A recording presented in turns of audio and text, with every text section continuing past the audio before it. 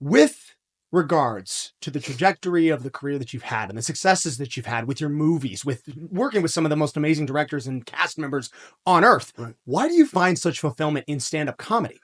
Couple reasons. I love doing live. I really do, because there's nothing better than that one-on-one contact, right? It's immediate. You get immediate. It's either working or it's not, and you get that immediate communion. Also, we're all thinking the same thing. You're able to affect that in a good way. So I guess community, right? Number two, I can always decide when I want to work. I can go out and get a job. Look, right now, to be honest, in show business, things are tough. I've got friends that are losing their houses. Yeah. And it's like I started doing stand up when my last daughter was born, when she was 14 on Monday. So So 14 years ago, give or take. yes. Wow. So before that, I was very fortunate, always working in television and movies, and so I kind of did as a hobby, which is not a great way to do it, but I've always done live. So I started doing improv back in '87, and so I had a very adept way of approaching that. I get a high degree of alacrity for improvisation. And so being on stage in front of people with nothing is very easy for me. So to me, it's like you're just live. It doesn't matter. You just go out and create. Yeah. So the changeover was very, very easy for me. So I did that for years and years and years, improv. And then that informs everything you do anyway, in terms of the way you act, but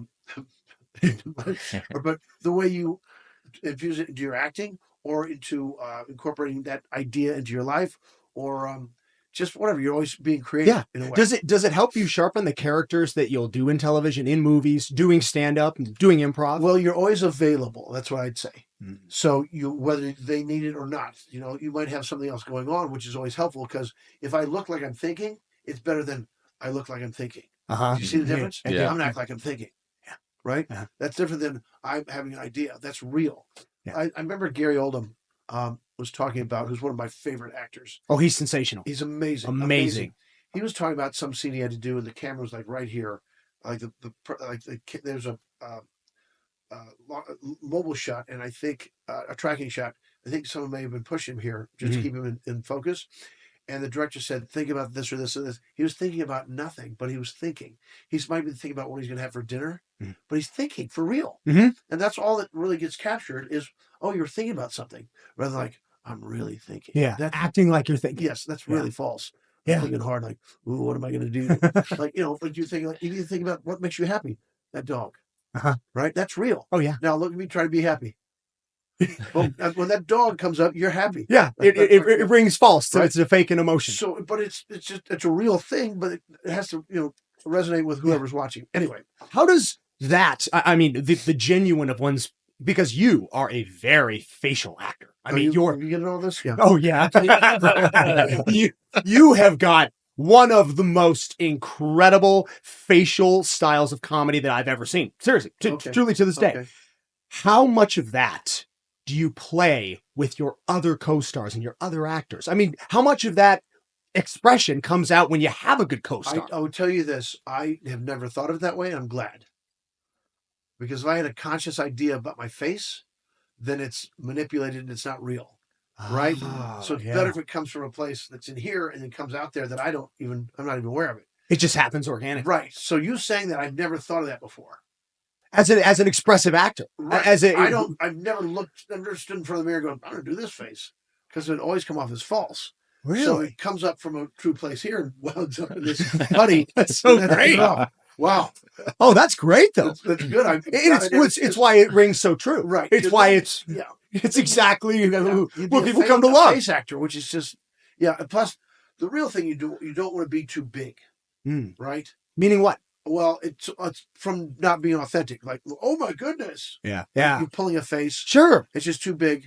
So you can always, if you tie it to an emotion, you can make it less. Like, if I'm scared, you have to be scared of something real. Like, I can't watch Walking Dead. It'll give me nightmares. So if I want to be scared, I'd be like, think about something that really scared you in life, rather than me going, I'm scared, because that's not real. Yeah. It just doesn't seem authentic. Even if it's an actor you might like. Yeah. But that's interesting. I never thought of the faces I make. And that's why I think it comes out so well. because you aren't thinking about it. It's just something that just consciously happens to you. Hopefully coming from here. But you hear, I mean, I've heard guys like old school, like Jim Carrey talks about this all the time, how he would sit in front of the mirror and he would practice the contortion of his face based on what it is he had to do to get into, I guess you'd call it method, right? I mean, that would be considered method acting. There's if you two were different ways. That's also mask work, and mask work is amazing. So if you put this mask on, you're gonna have a different way of talking. If you're looking in the mirror, different way of talking and acting with people. There's mask work back in when you're doing theater training. You wear masks, and now you don't. You're free to perform this mask as opposed to try to lie to get to that mask. If that makes any sense. So if this mask was evil, you wouldn't have to do much. You'd probably slow everything down because an evil person already has their intention set. Correct? Yeah. But if it was happy, you might just your body might change and you'd be buoyant. Perhaps mask work, right? So you wear a mask, and then you kind of get the physical thing from that mask. So if it's an old person mask, you might kind of feel frail and naturally fall into that type of thing. So what Jim may have been doing is type of mask work that you could, if you're doing the work, is one thing. You're doing the exercise. It's not the same as doing the game. You're doing this exercise, particularly get stronger at one portion of your game. Correct? Same for acting. So I can't speak to exactly what Jim said, but that's a certain way to do it. It seems to me like he had a lot of solitary time in a good way to really build, because, obviously very successful, but I've never sat in front of the mirror and done that type of mask work. Yeah. So you might do a really huge, but he has an unbelievable proclivity for rubbery faces. Yeah. He can contort. The mask. They're very broad. And so that's, I think, where he got some probably, a lot of harsh stuff on him for that particular kind of thing because it seems like it seems clownish in a way. It's overact. It was accused as being overacting for a very long time. Yeah, because how many people can get there? Because you can't just do what Jim Carrey's doing. The way he contort his whole face and think about Ace Ventura. Yeah. Right. No one else can do that because that guy's way out doing all that work and that practice. There are movies and there are roles that would fit into that description where it's like, okay, if we don't have David playing Champ, we don't do Champ. Right. If we don't have, and that's interesting. That's the truth. Yes, there are characters that you've done that I think fit that description very, very true. It's the right guy for a reason, or girl for a reason. And you don't know that until you get there. Like, wow, what if we didn't have this person? It'd be a whole different movie. Yeah. We watched it last night. I hadn't seen Anchorman in probably 10 years, truly. And having gone back and watched it, it's the same type of vibe as The Office. You see why as time goes on. It's a cult classic. It stood the test of time for a reason, and I'd forgotten half the jokes. Well, a lot of it, I think, is that someone like that, and there are satires like you don't want to be that person. I'm not Todd Packer at all, right? Because he's antithetical to what I would believe in life. I'm not a misogynist or homophobic. So, but people think I am. Like, you're like, how much creative freedom did you have with that character? Well, I always say that the television is a writer's medium because the writers are creating all of it for probably 5 to 7 days. It's going to be 35 pages. You've got 23 and a half pages you're going to actually put on the air, right? So we know we're not going to get all this work on film. It might be now the longer episodes, I think that they're putting out might have a little bit more room to play. Yeah, the super fan episodes. Right. Okay. Yeah. But you're going to be cutting this down to 23 and a half minutes for network television, for commercials and all that stuff. So as an actor, you're going to have to do the script, right? That's number one, because you can't go off and play. Also, it's a 12-hour day. We can't all be improvising because then we're never going to make our day. Now, I don't know how it went as time went on. Obviously, Steve's one of the greatest improvisers I've ever worked with, and I've worked with the best. I'll just say, Steve, I'll say that at Second City, you'd never see Steve Carell ever fail at improvisation. It was just amazing. Wow, it was amazing. Really? Yes, he's the best. Is he the best you think at that you've ever seen? You're going to put 10 people up there as the best, but Steve's among them. I've never seen him not make a scene work. Yeah, it's just there. He can be quiet. He can go from quiet to fucking 100% immediately. Yeah, he's his own instrument. What's incredible is you got to work with these people before they blew up into the sensations that they are now. You got to know them. I mean, when they were seemingly unknown. Well, we were all doing it together there in Chicago. Yeah. I'm going to finish this question first. So, if you had an idea for something you might want to add to the scene, you talk to the writer on set. Because the way writing works in sitcoms is everybody gets their name assigned to a script, 1 or 2 scripts that year because you get a bump in pay. Now, everybody wrote it together. And there's also the showrunner that gets approved. Like you might break the first story by yourself, then everybody gang writes it. and your name gets on it, and you're the one who's going to captain it that week, you'll be on set. So you go to that writer and ask, hey, I have an idea for this thing. Can I do it? Maybe on the second take, maybe not. Now, as the shows went on, I think they had more improvisation, probably along with those that could do it well. Yeah. Like, I don't know how they parsed it out, because that could get political too. Because, maybe someone's not necessarily strong at improvisation. And like, hey, Bill, maybe you just do the words. Yeah. I know you keep adding to it. Just do the words, because you're great when you do the words. Yeah. You know? You got to build that level of trust. Well, or that might establish be it. something that's in your background that you're strong at. Yeah. Yeah. And is that where good directing comes in? I mean, a good director being able to say, hey, listen. Well, in TV, it's both, because the writer's still the king, and he or she are going to get what they need. Yeah. Now, someone who's a TV writer could give you a better breakdown of all this, but it depends on what the background of the director is, and the director is going to be different every week. You don't have the same director week to week. Really? Every week. Yes. Wow. Typically, That's not something I knew. Right. Now, a lot of times they'll have the same director for 5 episodes, or they might have only 5 directors throughout the year. So they'll all have a familiarity with the show. Mm-hmm. But when the show first starts out, you might have, a bunch of different directors that set the template, and it's now we set the tone, how it's going to go. So a lot of moving parts. Yeah. Yeah. No, that's very interesting. I didn't know there were multiple directors at any given time on not even one television series, one television season. Yes. So like in The Office, if there's, I don't know, 25 episodes? 22, yeah. 22 episodes, you'd have 5 different directors at least? Maybe more. Wow. Yeah. And like that, I don't know. You can look it up and then you'll see it. But a lot of times editors become directors, because they know exactly when they want to get in and out of a scene. Yeah. Now, we talk about whether or not you can improvise. If you and I are doing a 3-page scene and we think it's going to take a half hour to shoot, and like you guys shoot here in your studio, so you want a wide, you want a close, you want a 2, whatever it is, all those things, maybe we get it done in 20 minutes. We had a half an hour for it. Now we have time to possibly grab a few other things. Okay. Or maybe something happened organically between these two people. Like Steve and I had known each other for such a long time, and I can't remember anything, past 11 o'clock, which is so you might have something that's going to happen organically and have a little more fun with it. Like, let's follow that little stream. Yeah. The banter between you and Steve was hilarious. Like, he's always trying to act cool with you, and he's this macho guy whenever you call or you ever talk to him. Right. I love that character, and I love the interaction and the chemistry between those two. I'm always trying to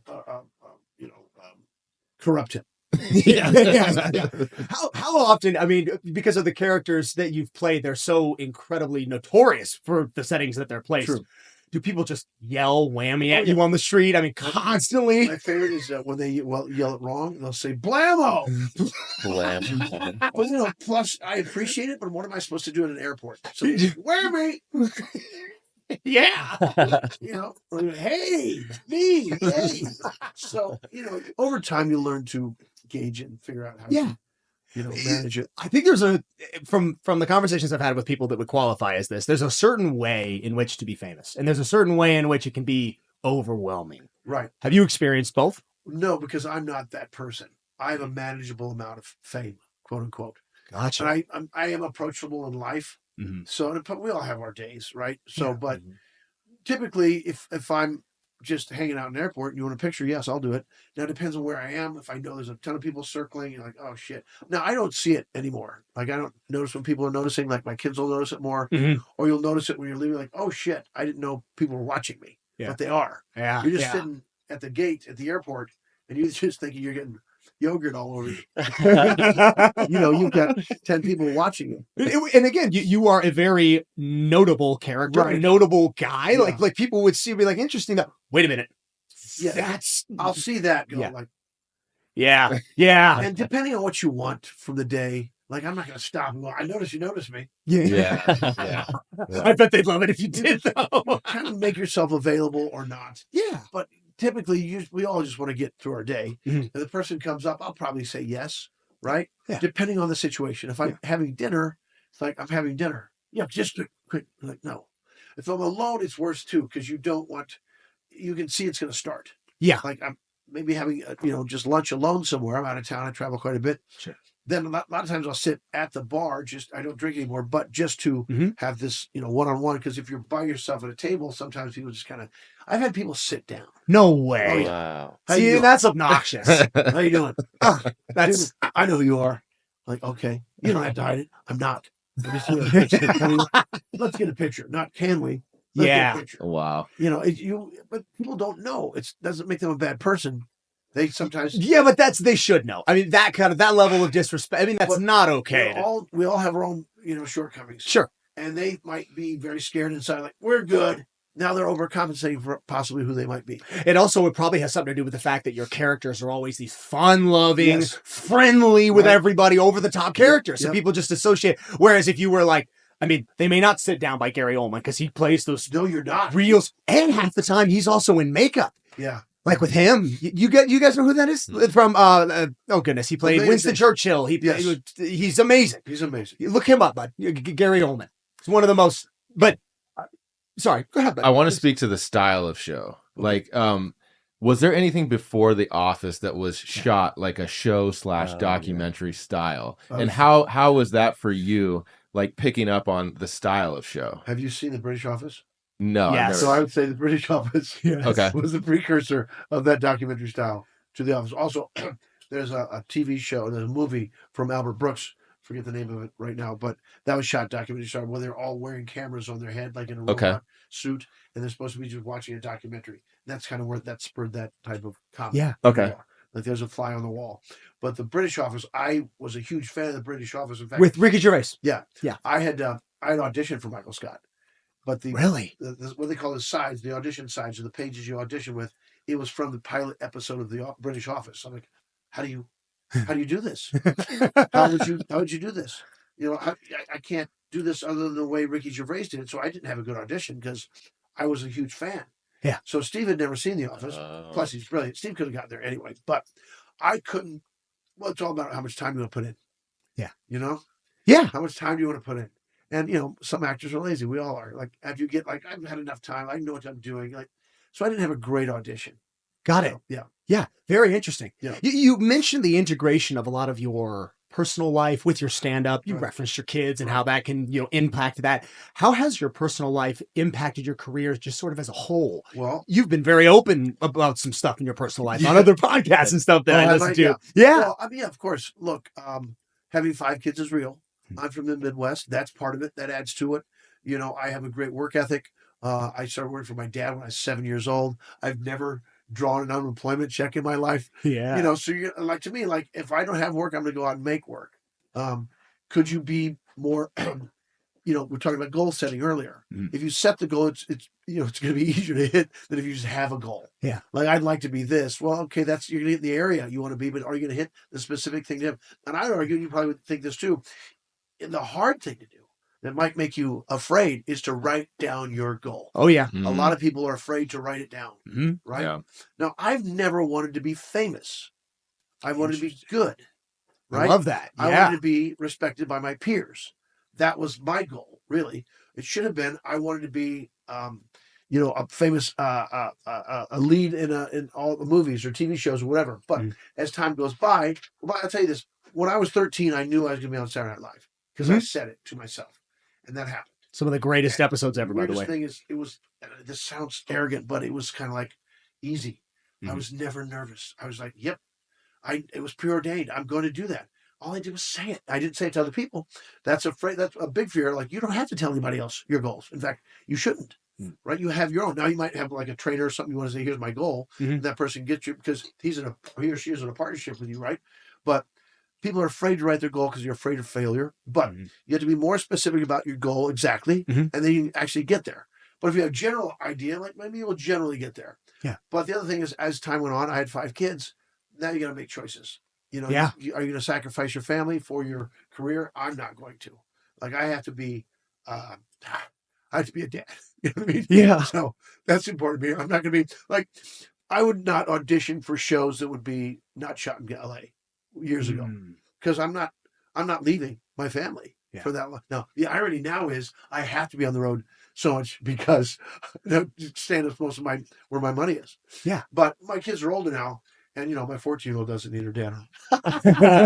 Right.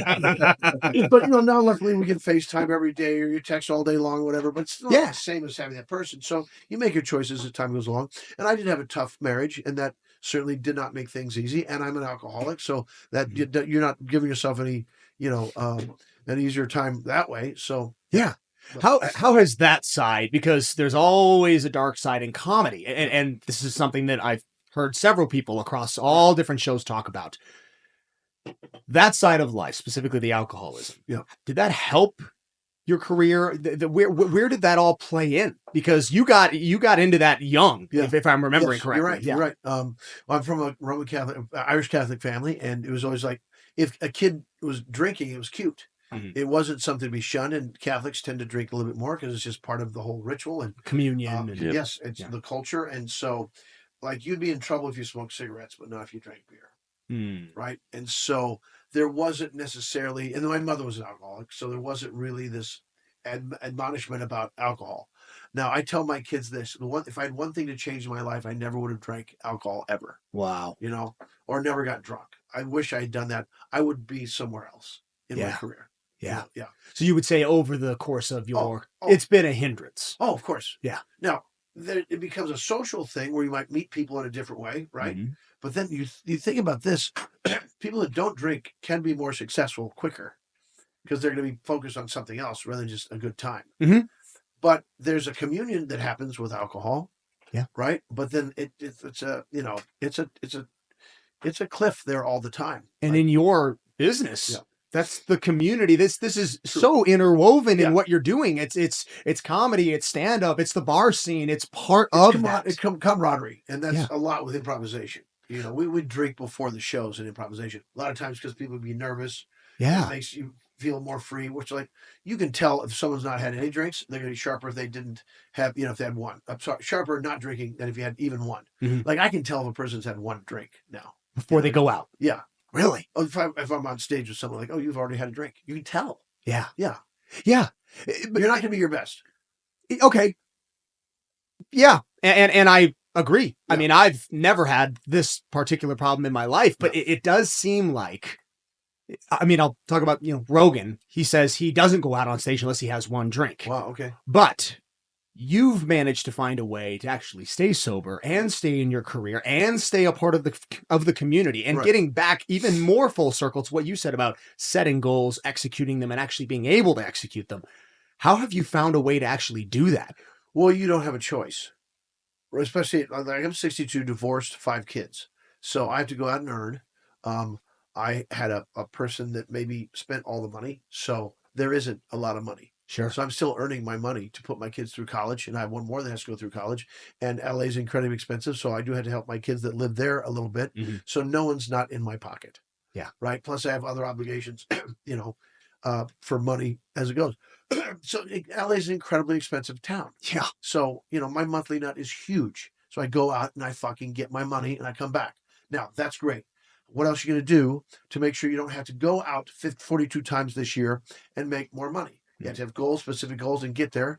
You've heard of 3-6-9, right? Write it down. Enlighten us, yeah. 3 times in the morning, 6 times at noon, 9 times at night. If you actually do that, a goal that you wrote down long enough to get specifically to that goal, it almost makes it easy to get there. Yeah. It's all in the doing. Will you do it? Will you write this down 3 times in the morning, 6 times at noon, 9 times at night? Then it's almost automatic. Yeah. Because you're like, there it is. I'm not struggling with it. I've already written it down. I'm going to do it. I mean, it's visualization's a powerful thing. Yeah. If it's something that falls under the category of an addiction, well, by the time you write it down 6 times, 9 times, most likely, if you wrote down, I am not taking a drink this 9 times, most likely that, the itch is probably gone or it's leaving you alone a little bit better. Well, what you do, how you need to do it. So if I say I'm not going to do something, you have resistance to it. You kind of want to do it. Mm-hmm. I'm going to be sober today. So kind of a positive affirmation. I'm going to be sober. That's number 1 every day for me. But I also take a pill that is called disulfiram, which is antabuse. If I drank, I would throw up. So it doesn't even register. It's not available to me. I'm not going to steal a car. Wouldn't cross my mind. If I take antabuse, it doesn't cross my mind. Yeah. I can't. Although sometimes, like the other day I was having a tough day, and the other day, like, fuck, this would be a great time to have a beer. Mm-hmm. I can't have one. Thank God, because I probably would have. Just like, just to relax, kind of go away. You're putting your life on pause when you're having a drink, right? Yeah. You're not doing anything. Yeah. But I reckon, like, this would have been a time I definitely would have drank. Yeah. Have you seen a newfound, because how long have you been sober? Well, I do relapse quite a bit, Mhm. but my last time was Thanksgiving, before Thanksgiving. Gotcha. And so you're strong, and then like I ran out of pills, and I thought I'm good, and then you're not. Oh, So anyone who's had any kind of a bout with addiction understands exactly what it is you're talking about. It's a constant struggle. It's a constant battle, and you're always having to make those changes in your life. And that's the thing, is a big part of beating it is getting back at it right after you have a relapse. It is. And plus, my sponsor will say you can't fight the beast because the beast will win. You don't get in the cage with the beast. You're going to lose. So you can't play with like, I'm good. You're not good. You can't do it by yourself. You have to do it with the community. And in fact, that's the only thing I've seen that works. That was going to be my next question. Like, what have you done as far as building up your team members around you? I mean, people who know you and really know what it is that's going on under the hood. I mean, how has that worked? You usually get a sponsor, and they'll tell you how they think they work the program. If that matches with the way that works with your life, then that works. For me, it's like you contact 2 or 3 sober buddies a day. So you're in check, because you can't lie to a sober person. Yeah. I'm sober, buddy. And I'm supposed to talk to you every day. And what happened yesterday? And you start hearing me tell a story. You can tell. You know. Yeah. You're lying. Because that's what. Because you lied. An alcoholic is lying. Yeah. Oh yeah. They always lie. Always lie. So you try to be authentic, right? But if you have sober buddies, hey, I didn't hear from you yesterday. Yeah. Is that all right? Yeah, it's fine. Okay. Do you want to tell me anything? Yeah, I drank. Okay, great. Start over. Yeah. Mm-hmm. And they're gonna be there after you tell them that you drink. Yes. But see, that has got to be the number one most important thing with your sobriety team, is that they know you are very, very likely to relapse, and they need to be there the day after you do. True. And the thing is, I'm not going to change you. I'm not going to scold you, but I'm here for you. And I don't want you to be afraid to call me. Yes. I'm not going to lecture you. Yes. And look at progress in chapters of time. Where were you 5 years ago? Where are you today? Not because, and this is the thing also with addicts, you get very caught up on I did it 3 times this month. I'm not so. Well, you're more sober than you were 5 years ago, where you didn't even have a second thought about drinking every single night. Now it's a battle for you. That's sobriety. It's a journey. It's a path that you're on. All I know is that my chances of succeeding are much higher if you're sober. Yeah, you got a chance to, success if you're not sober, but you got a higher chance if you're sober. Would you apply that to, everybody? Would you say just to people? Like, you've got a better chance of success if you don't drink? Oh, 100%. Yeah. 100%. Yeah. Yeah. It's what's it do for you except loosen your anxiety when you're around people? Mm-hmm. Otherwise, it's not a good thing. I think people see guys like, like John Daly. They'll see somebody like that, and especially young people who, they don't have the burden of life experience behind them. They haven't experienced anything. So they see somebody like that. They're like, oh, well, come on. He ain't dead. He's still he's still doing it. Right. But you have no idea what's going on. Plus, I would say this. That's one. Yeah. Yeah. That's one guy. Seth Rogen can get high all day, every day, and still write screenplays. Mm-hmm. That's one. When I see people get high, you're not writing screenplays. So you can't say you're not Seth Rogen, man. He or she doesn't. Yeah, that's one person. Yeah. Show me 20. No, there's one. Yeah. That gets me out, because that's the way his particular thing operates. And you could make a very compelling argument that Seth Rogen can write the screenplays because Seth Rogen is Seth Rogen. Not because Seth Rogen smokes weed. Right. He could probably do it without smoking weed. Yeah. But he can also do it with smoke. It makes him a different person. Yeah. Like a 1%er. You're outside the norm. So God bless. But plus, I had to throw out a first pitch at a Cardinals game, and they had 8 people throw out the first pitch. It's way before the game starts. You have kids, you'll have grandfathers, you have whatever. Sure. John Daly's throwing out that night. Strike. With some heat. Damn. I freaking love to hear that. That's an athlete. I know. That guy was above par athlete, period. I know. You wouldn't know it looking at him. No. Bam! Like, whoa! You heard a pop. Like, I'm hoping to get it over the plate. How did yours go? Is that when it came out wrong? Oh, went a little high? No. Oh, hit the ground? Here. Oh, okay. Because like that, if you haven't thrown a ball in a year. Oh, yeah. Oh, if all of us were to step up to the plate and try to throw across. No, it's harder than people think it is. Was it 90 yards? No, 90 feet? 90 feet. Yeah. 90 feet.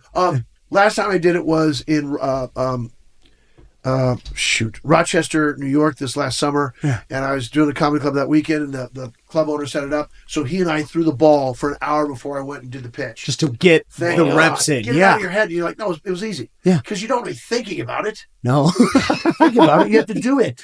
And you don't want to look like there's a certain margin of error where it's like, if I throw the ball and it's kind of okay, right. I'm not going to get booed from the crowd. But we've all seen, there was a congressman or somebody who took it in, I think he hit the mound. Hit a cameraman or something? No, he went to throw it, and you could tell he'd never thrown an object in his whole life. I mean, and those people are out there, like never thrown a football, thrown a ball.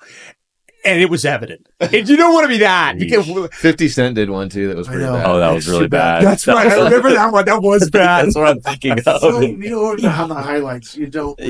I collect these John Daly stories, though. Okay. I collect them. Yeah. He is one of my favorite and most interesting people out there because he just he did an interview where he talked about the greatest rounds of golf he's ever had are drunk, barefoot, on his own, in the middle of the day, walking around. He's like, yeah, I've shot 15, 20 under. Like, wow. And that's an outlier. Mm-hmm. Like that you're doing. He's 1%. Yeah. He's different. You know, he could probably do it better if he didn't ever drink more often. But for whatever reason, that human being has a different thing. Like, he's authentic. He doesn't care about there's no noise going on with him. Yeah. Right? Or maybe there's a lot of noise and he can tamper it down however he wants to. I don't know. But he's a gifted human being. Absolutely. But, and I know you got a hard stop here, bro. So I just wanted to 3 shows today, plus the Chiefs are on. Yeah. That's right. Oh, Chiefs. Yeah. I'll stop talking so much. But seriously, man, I mean, every single thing that you have done, I have been a fan of for so many years. Thank you so much for coming in and doing this. That is, that's my greatest joy to hear that. Yeah. It really is. Because that's all I ever wanted. Kind of emotional. People will tell me that, and I'm like, oh, that's what I wanted. I wanted to be good every time. No matter how big or small it was, I wanted to be good. And when people tell me that, that's the gift for me. You know, yeah, look, there's time. I have goals that I know I'm going to hit before I'm done. I'm 62 now. Yeah. And am I where I want to be? No. Could I be? Yes. How? Very easily. With discipline. Like you said, if you do one, you probably know this, but if you try 1% more than you did yesterday, by the end of the month, where are you? 30%. That's right. It's not that hard. It's very easy if you just do it. Now, if you sleep longer, you're not going to get there. You know, if you hit that snooze one time, you're going to say, I'm going to hit snooze once. Great. Now get up. Let's go. Whatever it takes. And once you get that mindset, as you all know, once you get that mindset, then it's easy to replicate that every day. Yeah. But if you let yourself slide with booze or just eating wrong, I had ice cream last night. Nice. That sounds good to me. I have a substance of alcohol. But I got to cut that out too because I'm 62 and you got sugars and all that stuff you got to watch out for. But I tell you that means everything to me because that's all I wanted to be. Like when I come on, people go, "It's going to be good." People told me when I see you in it, I know it's going to be good. What more do I want in life? Yeah. You know, and they mean it when they say it, just like I mean it when I say it, man. I don't say that to anyone ever. Like seriously, your work has helped a lot of people that you'll never meet. You'll never meet them, but just know, and that's the beauty about comedy. It's a very spiritual gift that certain people have. Just like Michael Jordan could play and do what Michael Jordan did. Guys in comedy are touching people's lives and they're impacting lives. Yeah. People you'll never see.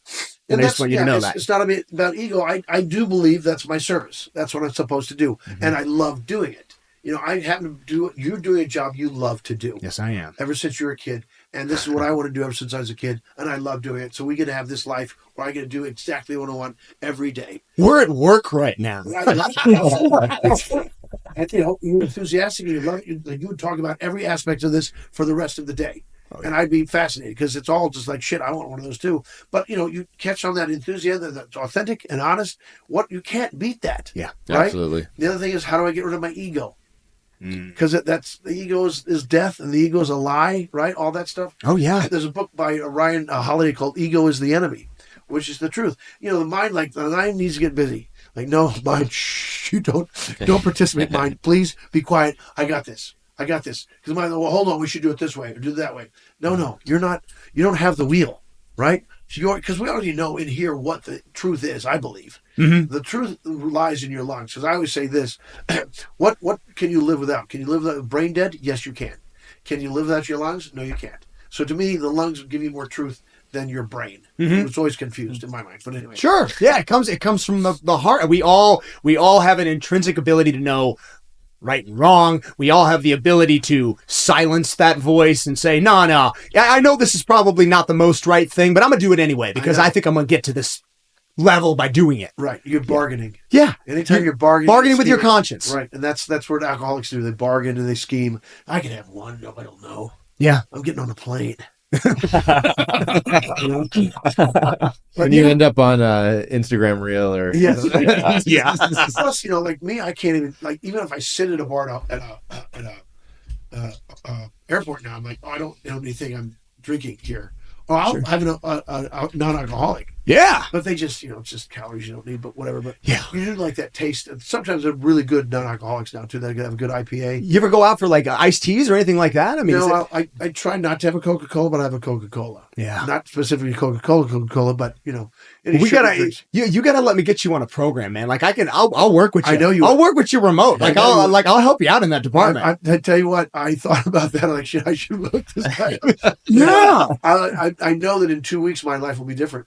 I know that. Bruh, between what I do and what my brother does with all the, he runs a company that does hormone replacement therapy. He does your blood work. He does vitamins, everything customized to like a person. Okay. The two of us working with people, and we've done this with a couple different guests now at this point. Monday. Let's talk. Cause we can, you're right, man. You'll feel a difference in a month. And once your mind's that way, it doesn't change. There's no looking back. No. You don't even remember what was back there. Yeah. Because it doesn't matter. Like you said, the regret of having this or that. Like, no, that's gone because it's not possible anymore. Mm-hmm. What's possible is this. I write down my things I want to do. Like every morning I text my best friend and I show him taking my pill. So there's no chance that I don't take my pill. Mm-hmm. Right? So you're doing that. You're doing something right. Good. Now what else can you build on that? Right? So this is interesting. So I mean it. Yeah, I know that. And this would give even more positive affirmations for you to write on your mirror. Like, guess what? I'm just, not only am I going to stay sober today, I'm going to get a 25-minute run in. I'm going to go and lift weights for a half hour. I've got stuff in my gym. My garage has tons of workout equipment. And if we need to just fit that up a bit more, I can help you with that too, man. The thing is, it's easy. It's not hard. What's hard is your resistance to it. Yeah. You spend more time resisting it than you will do it. Just do it. Mm-hmm. You would have been done now.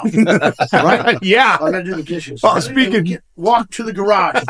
Tell you what, my body responds quickly to exercise. Does it really? Oh, yeah. Oh, that's great. Yeah. Like, I'm 210 now.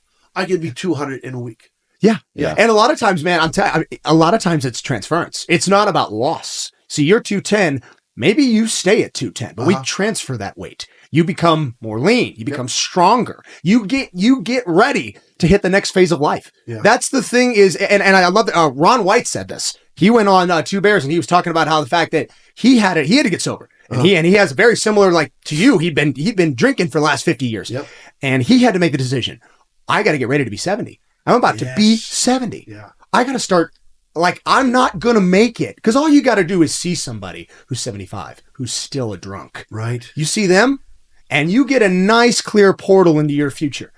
That don't age well. Right. If you don't get those habits in check and start preparing for 10 years down the road, that's what I tell everybody I work with. You're making an investment in the future version of you. Yeah. You're looking 10 years down the road and be like, all right, guess what? I'm 55 right now. At 65, what do I want to look like? Right. I think I can look better, and I know you can look better. I've reverse aged. I've never been in the best shape of my life, ever. But guess what? I'm about to. Oh, my God. Let's do it. Let's go. Yeah. Well, David, thank you so much, bud. Seriously, so cool. You too, man. I had no idea what I was stepping into. Still don't know. I'm kind of the floor like, wait a minute. They're not going to make me work out for an hour, are they?